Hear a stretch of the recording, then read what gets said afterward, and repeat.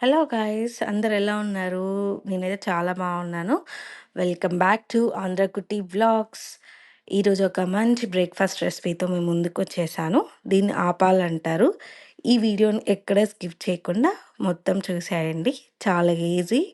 Evening స్నాక్స్‌కి గాను, morning tiffin గాను ఈజీగా చేసేసుకోవచ్చు. మనం ఈ ప్రొసీజర్‌లో ఫస్ట్ స్టెప్ ఏంటంటే రైస్‌ని మంచిగా కడుక్కొని నేను ఈ చూపిస్తున్న ఈ క్వాంటిటీ ఆఫ్ రైస్‌ని తీసుకున్నాను.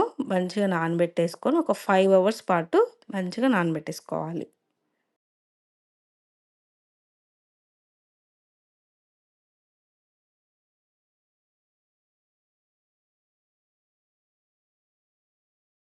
బియ్యము 5 గంటలు నానినాయి. ఇవి మనం గ్రైండర్లో వేసుకోవాలి. బియ్యాన్ని ఇంకా నీట్గా కడుక్కోవాలా. అటుకులు కూడా వేసేయాలి దీంట్లోనే. తర్వాత కొద్దిగా అన్నం కూడా వేయాలి. తర్వాత ఒక స్పూన్ పెరుగు వేయాలి. ఇప్పుడు గ్రైండర్ స్టార్ట్ చేసుకోవాలి.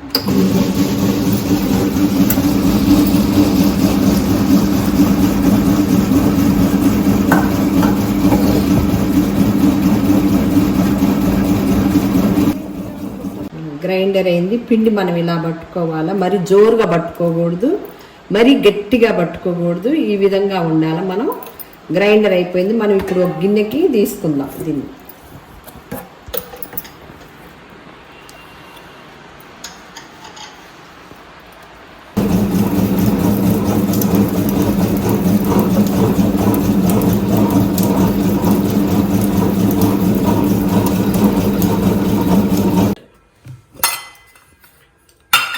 రాత్రంతా ఇలా నానబెట్టుకున్న ఇలా పులింపోయింది.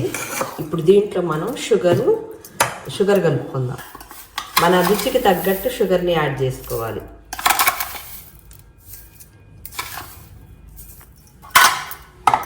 తర్వాత వంట సోడా కొద్దిగా హాఫ్ టీ స్పూన్ వంట సోడా ఇలా కలిపేసుకోవాలి. కొద్దిగా పాలు యాడ్ చేసుకోవాలి. ఇలా కలిపి ఒక 5 మినిట్స్ మనం షుగర్ కరిగేదాకా ఒక 5 నిమిషాల తర్వాత మనం స్టవ్ ముట్టించుకొని ఆ పాలు పోసుకుందాం.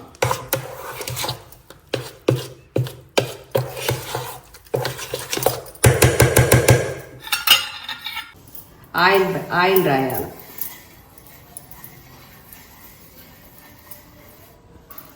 ఇలా ఆయిల్ రాసిన తర్వాత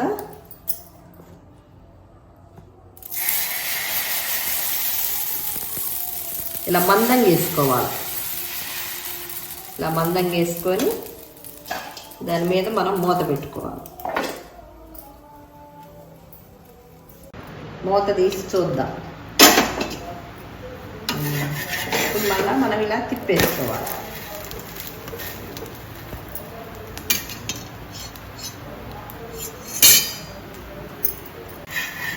అయిపోయింది. ఒక ప్లేట్లోకి తీసుకుందాం. చూడండి ఎంత మెత్తగా ఉందో, చాలా మెత్తగా. దీనికి కాంబినేషన్ ముద్దపప్పు లేదా మామిడికాయ కారం వేసుకుంటే చాలా బాగుంటుంది. మామిడికాయ కారం అయితే అసలు పుల్లగా తీయగా చాలా బాగుంటుంది, ఇష్టపడతారు. మీరు ఒకసారి ట్రై చేసి చూడండి. సాఫ్ట్గా ఆపాదైతే అయితే రెడీ అయిపోయింది. మీరు కూడా ట్రై చేసి కామెంట్ బాక్స్లో షేర్ చేయండి, లైక్ చేయండి, సబ్స్క్రైబ్ చేయండి. ఇట్లు మీ ఆంధ్రకుట్టి. Bye bye.